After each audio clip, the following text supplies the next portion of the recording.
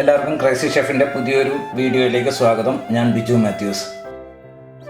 ഇന്ന് ഞാൻ ചെയ്യാൻ പോകുന്നത് ഒരു മിക്സ്ഡ് ഫ്രൈഡ് റൈസ് ആണ്. ചിക്കനും എഗ്ഗും പച്ചക്കറികളും എല്ലാം ചേർത്തൊരു മിക്സ്ഡ് ആയിട്ടുള്ള ഒരു ഫ്രൈഡ് റൈസ് ആണ്. അതിന് വേണ്ടതായ ചേരുവകൾ നമുക്കൊന്ന് കാണാം. പിന്നെ ഉപ്പെല്ലാം ഇട്ട് വേവിച്ച് വെച്ച ബസ്മതി റൈസ് 1.5 കപ്പ് എടുത്തിട്ടുണ്ട്. ചിക്കൻ നന്നായിട്ട് വേവിച്ചത് ഉപ്പും കുരുമുളകും മഞ്ഞൾപ്പൊടിയും എല്ലാം ഇട്ട് നന്നായിട്ട് വേവിച്ച് മുറിച്ച് വെച്ചേക്കുന്നത്.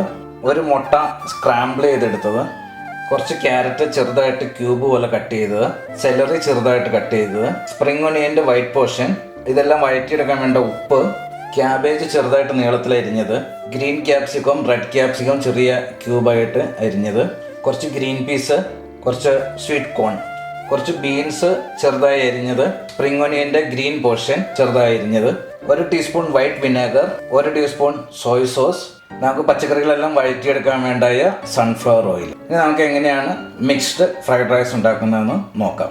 പാനിൽ നമ്മൾ സൺഫ്ലവർ ഓയിൽ ചൂടാക്കാൻ വെച്ചിട്ടുണ്ട്. എണ്ണ ചൂടായി. ഇതിലേക്ക് നമുക്ക് പച്ചക്കറികൾ വഴറ്റിയെടുക്കാം. Beans, capsicum, carrot, celery, spring onion white portion, green peas, ഉപ്പ് ഇതെല്ലാം നന്നായിട്ട് സോട്ട് ചെയ്തെടുക്കണം.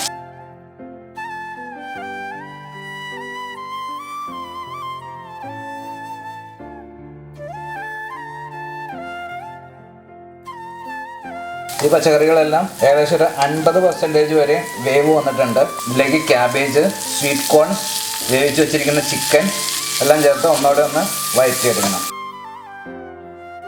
ക്യാബേജിൻ്റെ പച്ചപ്പെല്ലാം മാറിയിട്ടുണ്ട്. സ്പ്രിംഗ് ഒനിയൻ്റെ ഗ്രീൻ, സ്ക്രാമ്പിൾ വെച്ച് ചെയ്തിരിക്കുന്ന egg, rice,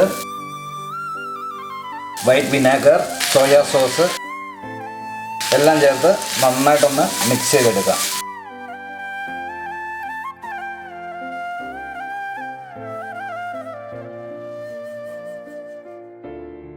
mixed fried rice റെഡിയാണ്. നമുക്കതൊരു പാത്രത്തിലേക്ക് മാറ്റാം. ചിക്കനും വെജിറ്റബിൾസും എല്ലാം ഇട്ട് നമ്മൾ ചെയ്തു വെച്ചിരിക്കുന്ന മിക്സ്ഡ് ഫ്രൈഡ് റൈസ് റെഡിയാണ്. വളരെ ഈസി ആയിട്ട് നമ്മൾ ഈ മിക്സ്ഡ് ഫ്രൈഡ് റൈസ് കൂടെ തയ്യാറാക്കി. നിങ്ങൾ ഇത് വീട്ടിൽ ട്രൈ ചെയ്യുക.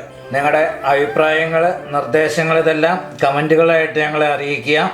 വീണ്ടും വ്യത്യസ്തമായ നല്ലൊരു വിഭവമായി കാണുന്നവരേക്കും എല്ലാവർക്കും ബൈ.